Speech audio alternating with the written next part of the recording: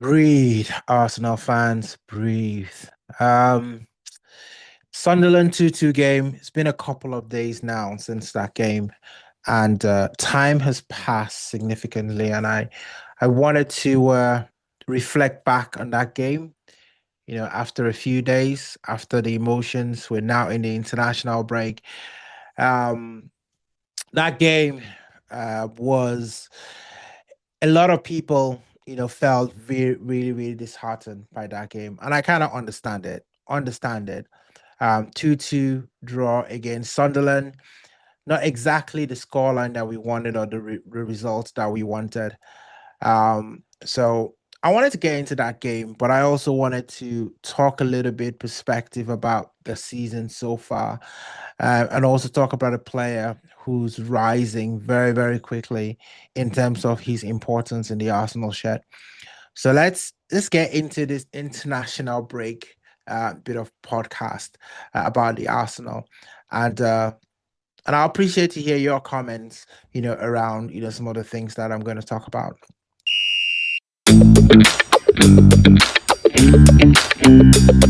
Okay.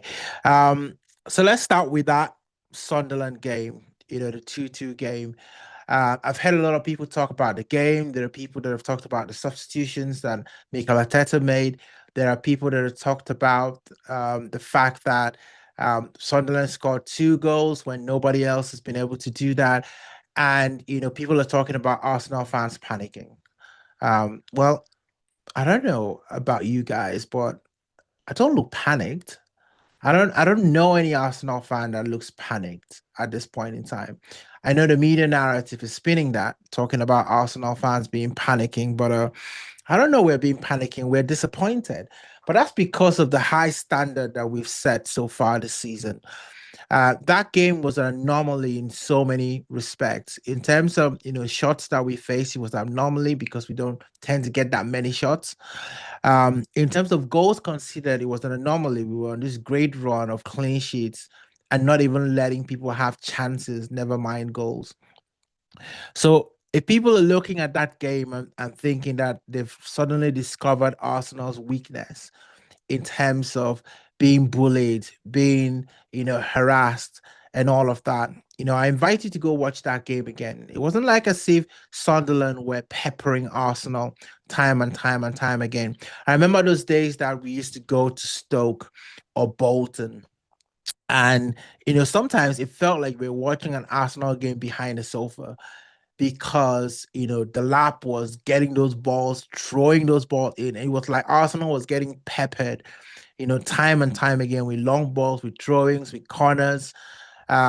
This wasn't that kind of game. It wasn't, and I dare say that second half we probably played one of the best in terms of progression into the final third, and that we've played in a long time. And we really should have been out of sight. We should have scored, three goals at least minimum in that game. I think we're good for three goals. So I get the disappointment, but Arsenal right now are built in the image of a control machine, in the image of Mikel Arteta, who wants tactical perfection, defensive precision, and players that are doing specific roles and are excelling in it.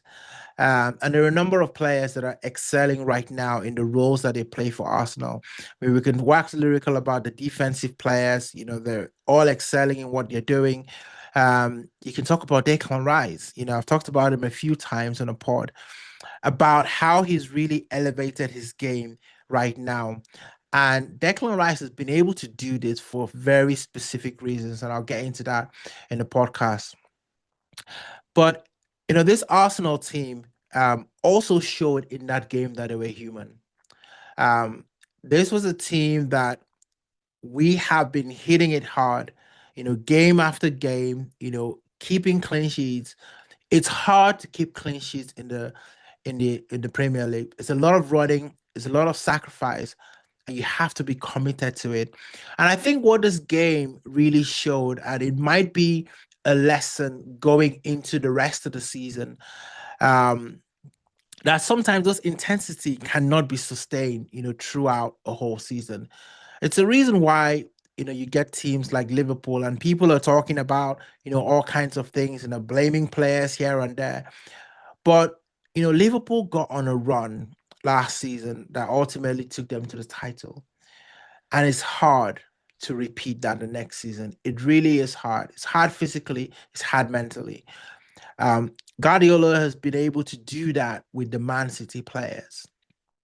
But he's been very clever when he does that. If you remember those seasons when Man City were going back to back for the titles, especially in the early games, you had the likes of Gabriel Jesus, probably starting on the bench, Kevin De Bruyne probably starting on the bench, maybe around November, December. All of that was to make sure that in the running they were absolutely fresh. And there's the things that Arsenal, are learning because obviously we've had no experience of winning the league. And so we're almost kind of, building this thing. It's like we've jumped out of the airplane and we're building our parachute as we're going down, almost in that way. And so we're going to make mistakes. We're not going to have it perfect. But let's get this right. That game was more about fatigue rather than anything, tactics or Sunderland working Arsenal out but that's not gonna be nice for the narrative. You gotta look at, exposing the weakness of Arsenal and all of that and panic. If you look at the table before the last international break, we're actually, I think, only 1 point away from who was second. Now we are 4 points. And the gap between us and Man City hasn't actually reduced from the last international game. I know that they are second right now, but actually that gap has maintained itself. And so we've gone through all these games where people thought that we might drop points and all of that. And we actually did pretty well. So, I mean, this 11 players, have been running through a brick wall, for Arsenal. You look at the bench, in Sunderland, and it was like an academy day. You had had a 17-year-old, you had 18-year-old. But I think this is what top teams need to go through. City, would have moments where they hit a patch. Liverpool are going through that patch now. For Arsenal, this is fine, guys. This is absolutely fine because if we want to be champions, you're gonna have to suffer at some point, and it's better to suffer it early than late in the season, if you know what I mean.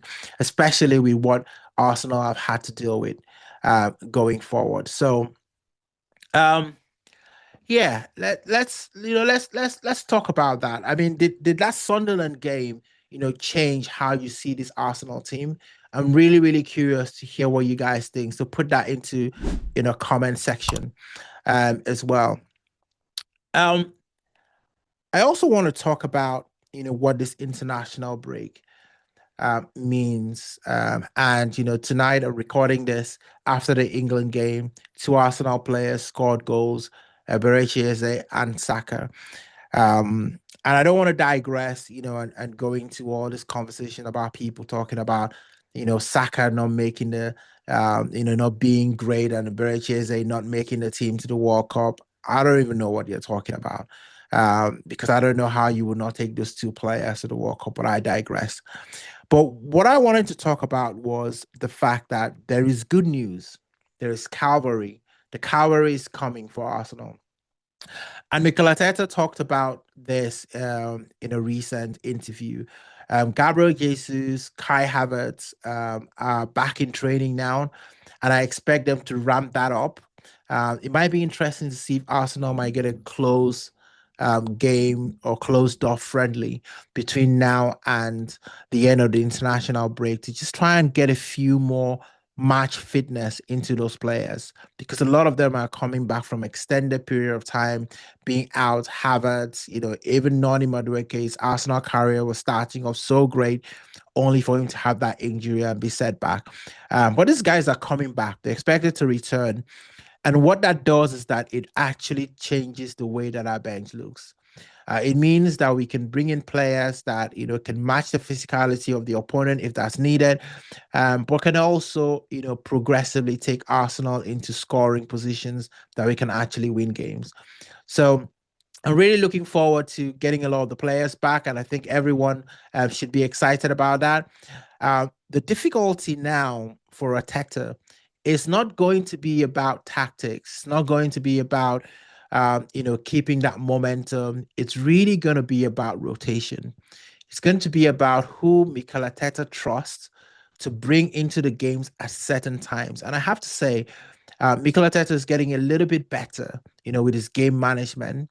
There were lots of times that, he wasn't able to bring in players to impact, the squad.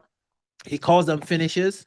And we've seen Martinelli come on, Trossard come on and impact and change the games. And that's exactly what we want going forward. And so we go into this next run of games, this next run of 10 games that's going to take us, into Christmas. And what we want to come out of there is almost near the exact same sort of results that we came from the last 10. Because if we're winning, eight and drawing two, I think that is a great place to be after another round of 10 games going into January.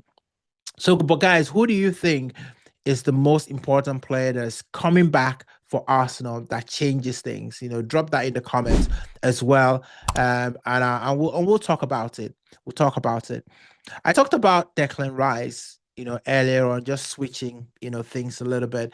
Talked about Declan Rice and how important he is becoming to this Arsenal football team. We know what he does from set pieces, from corners, and there isn't any better player that takes corners right now in the league. And hey, you might say that I've got Arsenal bias, but when I look and I watch games and people are taking corners, this guy gets it right in the area every single time. Even for England tonight, he was doing that. But I have to say that one player that I'm quietly noticing that is making a huge difference to how Declan Rice is effective in game is Martin Zubimendi. This is a player that came in to replace Thomas Partey. And we remember what Thomas Partey was like. He was a disruptor. He would step into the passes. He would carry the ball around. He was strong. You couldn't get the ball off him. He was making progressive passes, assists, balls over the top, and things like that. Subimendi is a slightly different player. He's not the player that is going to go and tackle someone and recover the ball and get that back. But he might be that player that gets into the right position, anticipating where the direction of the ball would be and intercept the ball that way. He's a player that has only not started one game for Arsenal, but is ever present. And you can see that the boss trusts Zubimendi, absolutely trust him. Um, I look at a lot of his stats right now, and if you look at FB Ref, and some of these other places for stats, his stats are decent. For midfielders, his stats are decent. They are decent in terms of his recoveries, his pass completion, probably around 80 something percent. Um, you know, what he's doing for Arsenal in the system is really, really important because systems are important, right? Everybody, might talk about, a player and, we get into these comparisons about, Caicedo and Belieber, and all of these other defensive players. And hey, that's what we are fans for. We talk about all of these things all the time. But I think that for Arsenal, this was the different kind of player that Arteta wanted. A player that would almost be invisible, but at the same time be effective.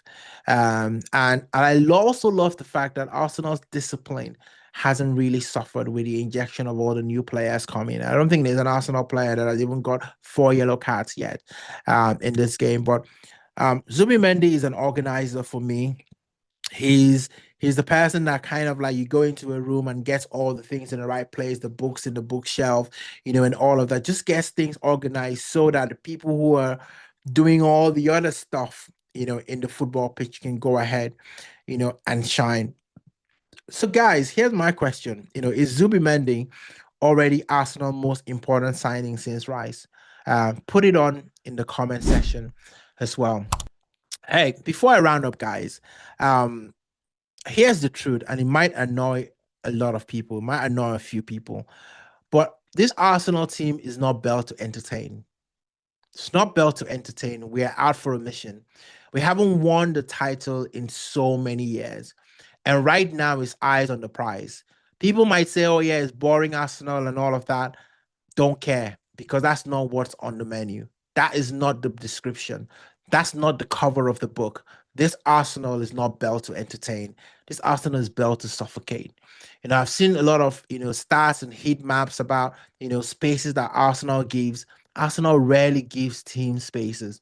And listen, I don't care right now if we win games 2-0, 3-1. And hey, you might like it, you might not like it, but Arsenal is on a mission. It's on a mission to bring back a trophy to the Emirates. And, forget basketball, football, forget chaos. This is about rhythm. It's about control. It's about repetition. And you don't win titles by exploding. And listen, Man City are gonna do Man City, right? They've got Erling Haaland, who got the capability of scoring 3 goals with only 2 touches on the pitch, right? We don't have that. And we're not gonna go beat, team 5-0, 6-0. We might have a few games that might sprinkle that, but that's not our MO. It's not about flashing and breakdancing, it's about effectiveness. Right. We win by refusing to let the other team breathe. Zubimendi and Rice gives us that. Um, Very stable in the core. And I know that's why Sunderland hurts. Not because we were bad, but because we stepped away from who we are. And I was a little bit critical after the game. I was talking about the defensive sloppiness. But I know a lot of people would expect, will want Arsenal to be a little bit more explosive, a little bit more entertaining. But which one are you going to take? Entertainment or winning something at the end of the league, at the end of the season? Let me know in the comment section, because I'm really curious to know where Arsenal fans are really swinging right now. So guys, that's I wanted to just come back after the game, talk about things a little bit. I think that draw wakes us up. I think the draw shocks us a bit of a shot to the system. It's a break that heals us. um and it's, I think that it's going to do more good for Arsenal than it is bad. And if we keep all the key players fit and stay in this title race, I think this Arsenal is going to do something that other teams might not be expecting, because everyone is expecting Arsenal to bottle it, fall off a cliff, whatever phrase that you want, elephant on the top of the tree. We don't know how they got there, all of those things. We see it. It's all right. Um, but guys, if you enjoyed this breakdown, I need you to hit that like button, as well. Share with another Guna who needs balance in their timeline. And also check out our latest Pavilion debrief. Win, lose, or draw. We talk about the game with 3 ups and 3 downs. And we also preview the upcoming games, and no one bigger than the North London Derby. And I'll be previewing that as well in a couple of days. And so stay tuned for that. That's going to be absolutely electric. Once again, guys, appreciate all of you. And can I say, the guys that have made it to the end of this, thank you. I do appreciate, all of you that watch the channel as well. And, as we grow and, do this and make it even bigger, hopefully we'll be able to do a lot more, content. Let me know the sort of things that you want me to talk about, and I'll be more than happy to do that. On to the next one, guys. Stay red. Come on, you Gunners.